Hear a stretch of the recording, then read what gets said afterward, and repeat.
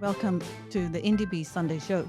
With me, Steyn, and US intelligence analyst, retired Colonel Chris Wyatt. Welcome, Colonel. Well, Chris, thanks a lot. Appreciate the warm welcome. I could sure use some of that warmth over here from South Africa. The Southern Hemisphere just got buried under a couple feet of snow here in the midst of supposedly the biggest storm in ages here in the East Coast of the United States. So it's not a white Christmas, but it's certainly a white late January. Well, on to another political storm. Economic freedom fighters, Commander-in-Chief Julius Malema calling US President Donald Trump a devil and a fool for his controversial actions against various countries. Well, yes, I did see that. Malema, who was supposed to was due to be sentenced. Instead, we heard the heartstrings of a social worker talking about how his children will suffer if he goes in prison. Well, that's the fate of all criminals' children, unfortunately. And he's a convicted felon in South Africa for his firearm activity, let alone all the other things he's gotten away with over the years. But this one he's convicted for. So this social worker tries to pull at the heartstrings and says, all the people who benefit from these humanitarian services would suffer. What humanitarian services? I'm still waiting, Chris, on the school that the EFF promised to build, 6, 7 years ago in the Eastern Cape. They haven't built anything. All they do is tear things down. This is the most hateful, vile, repulsive excuse for a political party that you can imagine anywhere. You know, when people said the same thing about Jews in Germany, people looked the other way in the 1930s. Look what's happening in South Africa now. And Ramaphosa needs to pay attention to this. His government needs to pay attention to what's going on here and quit protecting this hate speech. You know, when someone uses a very foul and vile slur word, begins with letter K, they are taken to court by the South African Human Rights Commission. Yet Julius Malema can call for the murder of people. He can insult the former president. By the way, he called for killing Trump a year ago. I have no evidence of it, but I'm pretty confident that there is a sealed warrant for his arrest in the United States over that. The Secret Service does not take that lightly. It's not surprising the United Kingdom denied his visa last year. He tried to land base them. He wanted to go to UK. And also he's avoided going to Kenya, where he's been invited several times. And, you know, these are countries that have extradition treaties with the United States. So I don't know that, and I have no evidence of that, but, you know, things begin to add up over time. He runs his mouth, and he is a vile, repulsive human being. And he has a whole troop of these 30% crowd that want to follow him and believe he's done something, but they don't look at the track record. What has Julius Malema done to improve anyone's life? Not a darn thing. Even the cadres around him flee his party and go to MK or go elsewhere eventually. The man has accomplished nothing except amass a collection of Breitling watches, $10,000 suits, and Land Rovers that are beyond his wealth, beyond his ability to earn an income. He's never accomplished or done a single thing in his life, yet he runs around screaming and yelling at people. And this is a very dangerous individual. He always has been for a long time. And now the EFF is a collapsing political party, virtually non-existent in KwaZulu-Natal, for instance. It's a dangerous. When a beast is wounded, it's most dangerous. And the EFF is lashing out. But then they're not alone. The ANC is doing the same thing, looking for right-wing boogeymen once again. Chris, what did you make of the conduct of the EFF supporters who went to East London in droves to support their commander-in-chief? Well, if that's the best they can imagine, you know, it can put together maybe 7,000 supporters chanting and dancing like a bunch of clowns. If that's the best they can put forward to support him, I wasn't that impressed. Wasn't really that impressed. I mean, the people leading a mild insurrection in Minneapolis are turning out in larger numbers than the EFF showed up. It's you know, and it's minus 30 degrees Celsius in Minneapolis. It's plenty warm in East London. Now, what do I make of the protesters? They're welcome to protest as long as they had a permit. That's, you know, perfectly legal. They want to protest, but singing songs to murder people, that's not acceptable, and that's quite frankly something that should be stopped. The fact that the South African courts declared that to be hate speech was the right decision. The fact that courts later reversed that decision and said people are allowed to call for the murder of people based on their skin pigmentation is repulsive and shows you just how dangerous it is to live in South Africa if you're a racial minority. If he were to be sentenced to jail, what do you think would happen? Well, a lot of people are speculating, saying that, of course, what will happen is a repeat of 2021 when Jacob Zuma was ordered to go to prison for his contempt of court when he refused to testify and got up. In fact, you know, previously people forget he got up and just walked out of the court, disrespect to the court. I'm not answering your questions, just left. Nothing happened to him then. But then when he failed to appear, he was sentenced on June 29th of 2021. And I predicted on the day that there would be massive outrage and there would be protests and there would be riots in KwaZulu-Natal. But who could have predicted essentially it was a ANC internal riot that pretty much destroyed huge chunks of KwaZulu-Natal, billions of rand of damage, billions of dollars of lost business opportunity, 354 people officially dead. But we all know that the number is much higher than that. Nothing of this of the like will occur. The EFF doesn't have that level of support, and they are cowards. Just look what they did at Brockenfell. At Brockenfell, when a couple of people stood up to them, they ran away.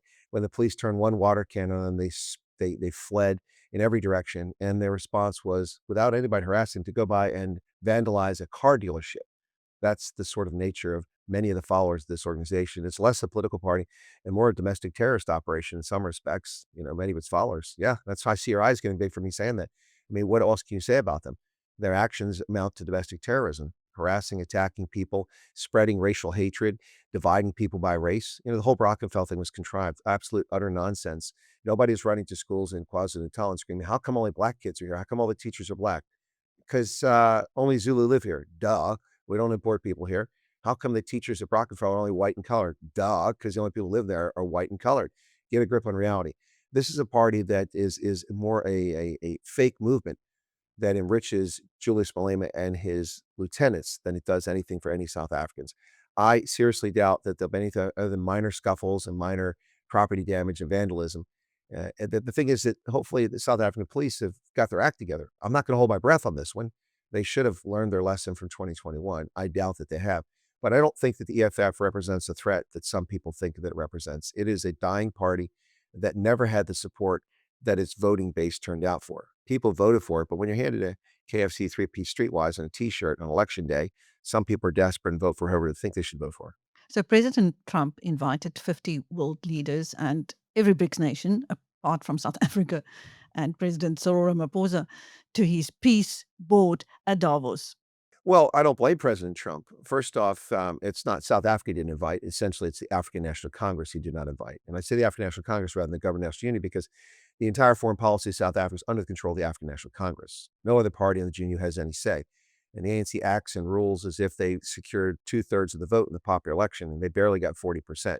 It's beyond cheeky and arrogant of them, but that's just who they are. And of course, we see their foreign minister go on CNN's misinformation, white genocide, documentary and called Donald Trump the leader of a white supremacy movement and falsely lied to the public in South Africa, claiming the refugee program is a white supremacy program, completely ignoring the fact that the program is and always has been since 10th February when it was published on the USMB website in South Africa last year, a program for Afrikaners and racial minorities. And all the media in South Africa continue to ignore the fact that there are Black South Africans who've come over here, there are colored South Africans, and there are Indian South Africans come over here in the refugee program because it doesn't fit their narrative and they continue to lie to people. And the public is unaware of this because it's buried.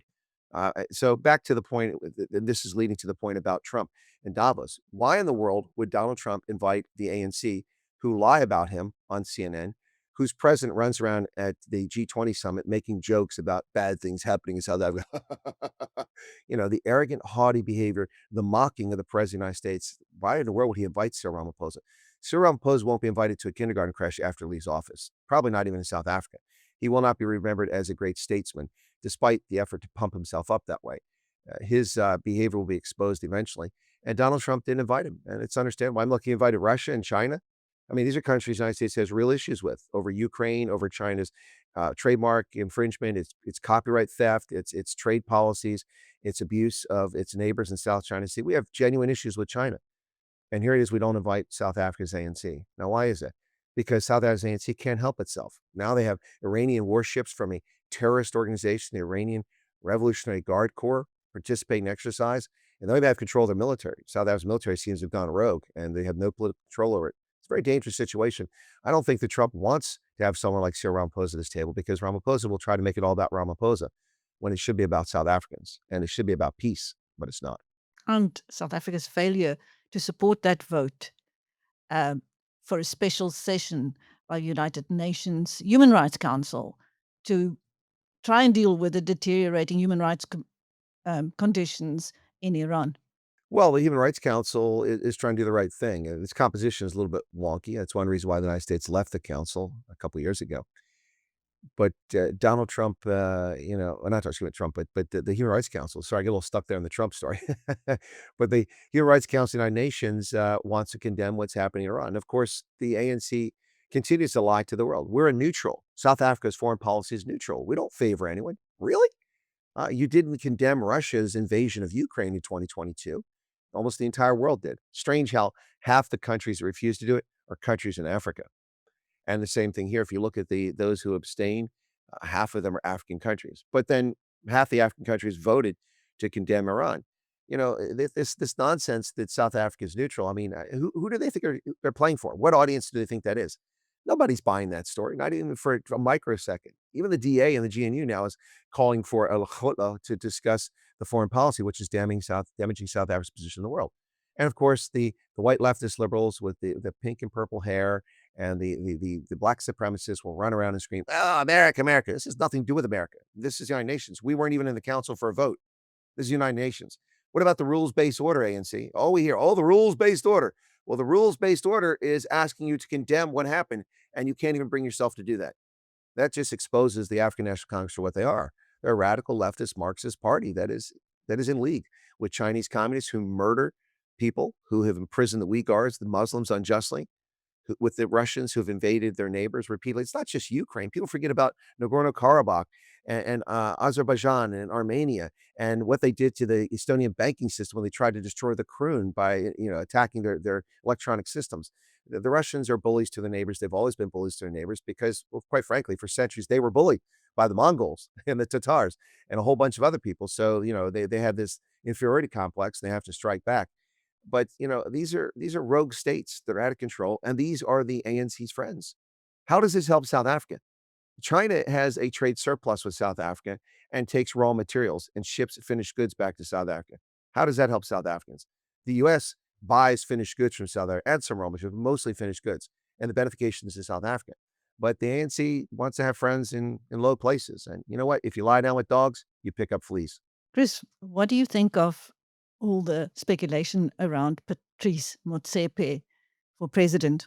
Well, this is a story that people have been talking about quietly for the past couple of years. Who's going to succeed? Who's going to go beyond Cyril Ramaphosa's term? And Motsepe's name has been mentioned several times, and he's purportedly a brilliant businessman. But again, I revert back to the fact that he, like many of these so-called brilliant businessmen in South Africa, were handed vast fortunes. To Patrice Motsepe's credit, he's done a lot with it, but he also benefits immensely from the laws that have put things in the favor of people, certain skin pigmentation. Again, I'm not trying to detract from the fact that he's a smart businessman, but this is an effort to find someone that has a business angle that's supposedly not tied to the ANC deeply, that can stand above the fray, which is what they thought they got with Cyril Ramaphosa. And they got quite the opposite. Cyril Ramaphosa has doubled down and taken the National Democratic Revolution on steroids. And because he's never been solid. As a Venda, he never had a strong support base ethnically inside the ANC. He's not a Xhosa, which is the traditional power base of the ANC. He's not a Zulu, which is the Jacob Zuma faction, the radical economic transformation, so to speak. So he's never really been solid. So he's always treaded this ground where he's promoted things that I don't even think he really believes in. I don't think Ramaphosa even has any conviction whatsoever. He just does what he has to do to look big, look important, and survive. And it seems to work for him on some level, but he is the man that's led the ANC from 65% to 40% and declining from there as we speak. Patrice Motsepe, he's given the choices the ANC has. I mean, that's probably one of the better options they have. I mean, we got Ronald Lamola, seriously, the man that's a patent liar who lies every time he goes behind the camera and distorts the truth. Couldn't tell the truth if it smacked him in the face with a 2x4. And what else you got? Gwede Mantashe, he's on his way out, thankfully. And then you've got Fikile Mabalula. That guy is a loose cannon. I mean, he's out of control. He can't even control himself. He's freaking out and attacking members of his own party every time he turn around. So the options aren't very strong. The bench is very thin for the ANC. Unlike 20 years ago, when they had a deep bench, they could call on lots of talented people to lead the party. But I don't think it matters who leads the ANC in 2029. The ANC is in for a rude awakening. Unless they refuse to give up power, they are going to find themselves not the largest party in a coalition ruling South Africa. What about the Democratic Alliance? Many people in the party are very keen for John Steyn to be replaced. Who do you think would be somebody who could take the party forward? Well, I noticed in today's media that people are suddenly promoting Sibili Garuba as a candidate for senior leadership in the party, either at the federal executive or possibly even lead the party. I don't know that that's a wise decision. There are a number of talented people in the Democratic Alliance, which makes it really sad because the Democratic Alliance has arguably lost its way. It's always been a leftist center political party. It's not exactly centrist or conservative. There's nothing right or wrong with that. That's just where they've been, and they admit that. But the party does have some very talented people, and it's really lost its way. They drew a line in the sand over the Basic Education Laws Amendment Act. They drew a line in the sand over national health insurance, a line in the sand over expropriation without compensation. And then when all these things come into play, they just roll over and play dead as part of the government of national unity. They've done virtually nothing. Oh, we've gone to court. Gone to court. Ooh, wow. I noticed that none of these laws have been reversed yet, have they? Meanwhile, they're implementing them in places locally, and it's a disaster. So the DA has truly, truly lost its way. And we've got these scandals with John Steyn who tries to deny they're scandals, but they're actually scandals. They are scandals. I mean, I don't know. If I were you, Chris, I would be embarrassed if I couldn't pay off an $8,000 credit card bill and a company had to take me to court to get a judgment against me as a leader of a political party in a major country. I mean, that's not a minor thing. How do you become a 48-year-old who has no savings, no property, nothing whatsoever in your entire life built up, and you've spent your entire life, essentially most of it, in government, other than briefly being a real estate agent, in government, and you've had a secure salary where you know you're gonna get a paycheck every pay period. You don't have to scratch out a living making a business. Did I make money this week? Can I pay myself? You don't have to be a day worker. Will I get picked up for work? You've got a secure job, so you know how much money is coming in. You can't budget and plan for that. And when Steve Eisen says, "Well, that's nobody's business," I beg to differ. That is people's business. We're supposed to trust a person who can't balance their checking account and pay their bills and accrues no assets after 3 decades in public service with the budget, with financial matters for the people. We're supposed to trust that? I'm sorry, that just doesn't fly. This guy is also a failed minister of agriculture. He ignored foot and mouth disease for 15 months before developing a plan. Now, to be fair, he inherited the disaster that was agriculture. That's not John Steenhuisen's fault. But instead of spending his time devoting and listening to ranchers and farmers who were begging for assistance in December of 2024 and talking to people in April of 2025 and May of 2025 before it became a nationwide disaster as it was spreading when action could have potentially been taken to avert billions of rand in losses. He's in Vietnam dancing the night away, trying to get trade deals to sell groundnuts and things like that. That is not a success. So in the party, who is there? Well, there's lots of names, and I'm afraid to even mention people because then people start targeting them. But there are some talented people. I mean, if you look at inside the party, Chris Pappas is a very talented person, the mayor of Umgeni in KZN. You've also got Francois Rogers, pretty talented guy down there in KZN. In the Western Cape, you've got Jordan Hill Lewis, who seems to be quite popular and effective as the Cape Town mayor, although he has his detractors. We've seen other people who've been sidelined, very talented, like Emma Powell and Andrew Whitfield. I'm not saying that they're of the stature to lead the party right now, but these are all people in the party that I think are talented and rising and that are capable of leading in positions in the Democratic Alliance. But instead, there seems to be this old boys network that's there, plus Helen. Helen's still around there. And she seems content at the moment of becoming a city councilor to take over the mayor. What I love about this situation, Chris, in South Africa is everyone's talking about Helen is running for mayor, and now Herman Mashaba is going to run for Action SA too. Really? Running for mayor? For who? Nobody votes for the mayor. Oh, that's right. The council members vote for the mayor. It's a parliamentary system. So how are you running for mayor?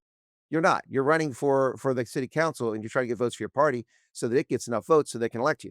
But there's no way in God's green acre that the Democratic Alliance gets 50 plus one in the Johannesburg City Council. Not going to happen. Not in this century, most likely, the way things are going. So how do they become mayor? Through a coalition. Well, how do you do that? Well, you broker backroom deals with parties. So there is no competition for mayor. This is just a joke. Same like president. Nobody's running for president in South Africa. The parliament votes for the president. It's an undemocratic system. It's unfair to the people of South Africa. They don't get to vote for the mayor. They don't get to choose who the mayor is. Look at what happened in Nelson Mandela Bay with a brilliant mayor for the DA who accomplished much with that council, even though it was fractious and they barely had the lead in the coalition. And that was Athol Trollip. Did an amazing job there, despite the assaults and threats on his leadership the entire time. Nelson Mandela Bay turned around in less than 18 months while he was mayor. But, this is the DA. They are convinced that their blue wave is their blue wave, and it's going to accomplish what they want, and I'm not gonna try to dissuade them from that. I wish them well. It's a shame that they've strayed so far, and they've betrayed the voters of South Africa when these things like Bella, NHI, and especially EWC come along, and they say they have a plan. Well, hopefully their plan will pan out because right now it's not really planning out for people whose property was stolen in Seshego up in Polokwane. Still haven't got their land back, illegal land occupations, East London. illegal land occupations, Northwest illegal land occupations, government doing nothing about it. In fact, the cops were complicit in the Eastern Cape in the land being stolen from property owners. So, hey, there you go. Who's going to be the person? I don't know. But Savili Garuba's name is being mentioned now for the federal executive. That will, of course, replace Helen. And that's presuming she becomes a counselor and then mayor. Well, look, Helen's a brilliant politician, and I wish her very well. Helen Zille is one of the most amazing politicians in South Africa. When she was the mayor of Cape Town, one of the most brilliant mayors on the planet. I wish her very well, but she's going after poison chalice. I wouldn't want to drink out of that. Now, Chris, as a military man, you can tell us about the classified weapon used by the US in Venezuela that President Trump says it's secret. He can't talk about it, but he mentioned it. Tell us about it. Well, I think what you're talking about is a directed energy weapon, which I can neither confirm nor deny because I wasn't there. I wasn't there. I don't know what was used or not used. Accounts from Venezuelans said that they were knocked down by something that just blew them over, presumably some sort of directed energy weapon. I that's all I know about it, Chris. I wouldn't know any more possibly about it other than what the press is talking about. It is interesting. I mean, these are things from science fiction. You know, what you watch movies of 21st century, you know, and futuristic movies, you see where you point something at someone and a blast wave throws them backwards and knocks them unconscious. We also know that the U.S. has accused Cuba of using kind of like directed energy weapons against their diplomats. They send this white noise that gave a number of our diplomats headaches and made them ill. That's the claim. But those diplomats all came back to America and they all recovered, but they weren't well when they were in Havana. So I don't know what's going on there. But the point of the story is that I don't have an answer on that one. I've heard talk that Trump is prone to embellishment and hyperbole on every issue that there is out there. And if there is a directed energy weapon, that's fascinating. I think we'd all want to know about it. There may not be one. There may be an awful lot of embellishment from the people on the ground, and of course, Trump playing into it. So I don't know, Chris. I'm honestly, I'm not playing. I'm not toying with your emotions on this one. I don't know. I've heard people talk about it. There's no such thing that was available when I served military 6 years ago. So I can tell you that much. Maybe it's because it was still classified. Well, I held the highest level of classification while in the military, so that doesn't mean I need to know and would know about it. Could be developed without my knowledge, but no, maybe it's there, maybe it's not. Well, I guess if it is, I mean, it'll be employed more often, and we'll have examples of it, and then they won't be able to deny it if it exists. You know, it's interesting because when it comes to classified things, of course, your classification protection doesn't end just because you leave the service, just because you leave the government. You're still required to protect those things. But you know, we had a satellite system, as many countries do now, and until the late 1970s, we never acknowledged that we used it to spy on people. We never, you know, of course, the answer is like I said before, I can neither confirm or deny that because I can't.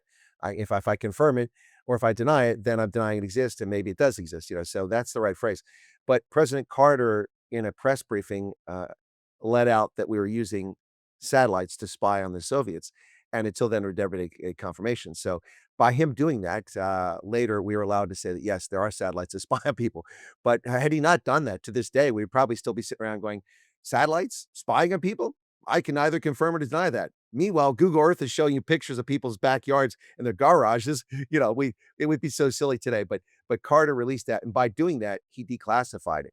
And that's the president's prerogative. That's kind of what when they went after Trump and his Mar-a-Lago residence, they said that he had classified information. But as president, he had the authority to declassify anything at his whim. Now, it may not be wise to declassify lots of things because sources and methods can be compromised, but Trump couldn't possibly have stolen classified information because all he had to do is say it's declassified. Doesn't even have to take action. It's not like he fills out a form. People have to go behind him and do that. If they didn't do that, that's on them. Anyway, but yeah, again, it would be interesting to see if this thing is real. I'm curious. Maybe we could use it in Minneapolis. Imagine that you suddenly can't use your weapons, that you're Exactly. disabled completely from firing back. It must be the weirdest feeling. I saw that Ryan Reynolds movie the other day, again, 6 or whatever it is, where he's supposedly a billionaire, develops all this technology, and develops these super magnets. So he slides this thing and everything metal just flies across the room to one side of the ship, all the weapons, all the knives and everything. So your gun is just ripped out of your head. Then he's sliding back the other way. Who knows? Maybe something like that's in the works. Well, any other developments on your side of the pond that could affect us? Well, the Davos situation is interesting. The press are having a field day with that, saying that Trump is destroying the rules-based order. That's a narrative. That isn't true. Trump is trying to reinforce the rules-based order by not letting America being taken advantage of. America has been, becoming a debtor nation by financing the world and allowing unfair trade practices and allowing our security to be at risk by allowing nexus of threats to manifest around the world. And Trump is simply trying to reinforce what had been the rules-based order, which is ironic because I'm probably one of the few analysts that actually put it that way. Meanwhile, Mark Carney's being praised for his speech in which he called for the dissolution of the rules-based order, the existing order. Mark Carney, the Canadian Prime Minister, got up and gave a speech at Davos in which he said, "We middling powers can't rely on the rules-based order. We have to come up with our own solution." I'm sorry. And Trump is the one ripping it apart? No, it's Canada and countries like that are trying to end the rules-based order. And Trump is simply calling things out for what they are. What has the United Nations accomplished other than UNESCO and eradicating smallpox in the wild back 40 years ago? What has it accomplished? Did it end conflict in Africa? No. Has it brought peace to Cyprus? No. It's stopped the war from there, but it hasn't brought peace. Has it brought peace to the Middle East? No. What does it do other than refugees and a bit of peacekeeping, much of which is funded by the United States? Without the United States, it wouldn't be happening. And without the countries like Bangladesh that are looking to make money off of peacekeeping, there wouldn't be any peacekeepers because very few countries are truly committed to actual peace. They talk a good game, but they fail to show up. Where are they at? I mean, hey, by the way, speaking of peace and speaking of human rights, where is the ANC and South Africa on the Myanmar case? That genocide case that the Gambia brought in 2019 is in front of the court now. Finally, years later, it's in front of the court. And there are 7 nations that have signed up with the Gambia. Canada is one of them, give them credit. United Kingdom is another. But strangely, South Africa, which is concerned about Gaza to the nth degree and what's happening there, is still not a friend of the court for the Myanmar Uyghur case. Why not Uyghur, excuse me, the Rohingya. Uyghurs in China, that's another story, for the Rohingya. But the Rohingya are Muslims, they're brown people, they're being oppressed, they're being genocided out of existence. Where's the ANC? I mean, did I miss something? They're the paragons of virtue. They stand up for the little guy. They believe in the rules-based order. They believe that genocide should be stopped in its tracks, but they're nowhere to be heard. And that case is going forward with 7 friends of the court who've joined the case. So 8 countries now are going against Burma or Myanmar in this case, which Gambia started, which opened the door, by the way, for the ANC to try this against Israel for Gaza. But Trump has brought his board of peace without the ANC.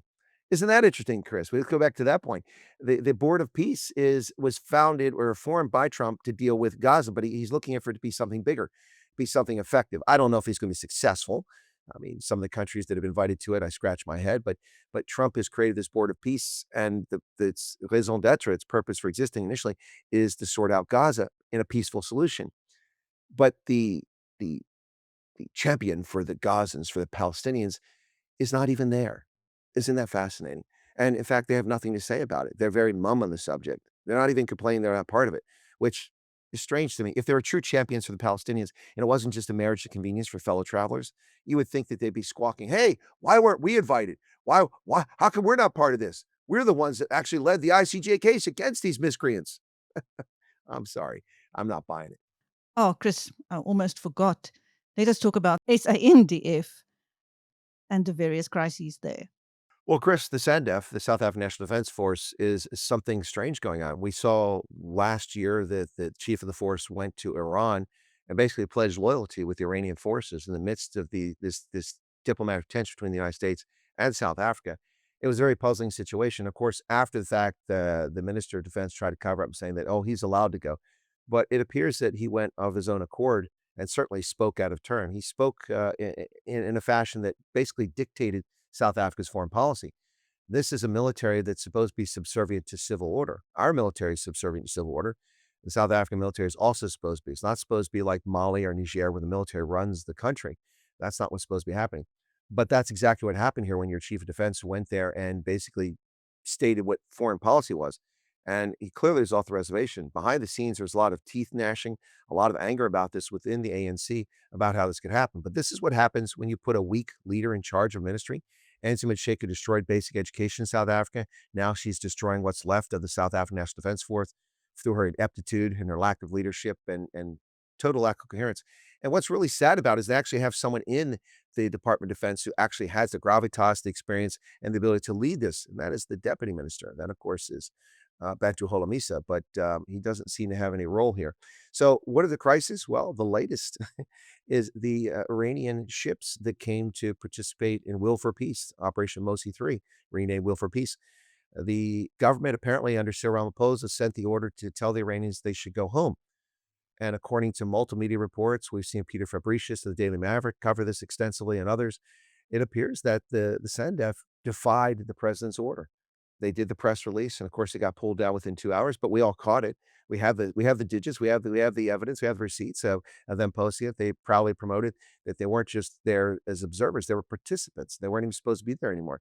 So they're defying the government. That's a pretty shocking situation.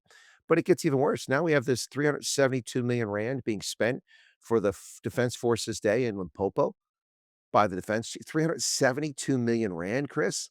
Seriously? You can't hold a parade in Bloemfontein or in KZN at one of your military bases, and spend a couple thousand rand for water and for chairs. That's ridiculous. 72 million rand. This is like countries out of control in Central and West Africa where dictators and military potentates rule. Who does this? That's ridiculous. Even the United States military, I doubt for its grand parade that Trump threw for 4th of July to celebrate our Army's 250th birthday, mind you. It wasn't just a parade. It was the 250th anniversary of our military. I doubt we spent 372 million rand, the equivalent of that. Maybe we did, but I mean, we're also a country 6 times population and a billion times your economy size, a little bit embellishment there, not quite a billion, but you get my point. On top of this, we've now got the situation where the person on January 1st who was promoted to be the commanding general of the South Africa Special Forces is charged with murder in the assassination of the SAP's lieutenant colonel who was investigating what happened with the military a couple of years ago. He's one of 7 co-accused. The other 6 were granted bail, but now that's been revoked by the National Prosecuting Authority. So those people are supposed to be in jail by this weekend, but he is free. He's now been promoted to be the commander of special forces. I don't understand how you take a military seriously if you have a person. He's not accused of speeding. He's not accused of spousal abuse. Not that that's not a good thing, but he's not accused of fraud. But even if he's accused of fraud, you normally would sideline some of that. You wouldn't promote them. That doesn't mean his promotion would go to the sidelines. It'd just be held while you investigate this. But this man is charged with murder in a conspiracy to murder a government official. This is not a minor thing, Chris. What kind of military does this?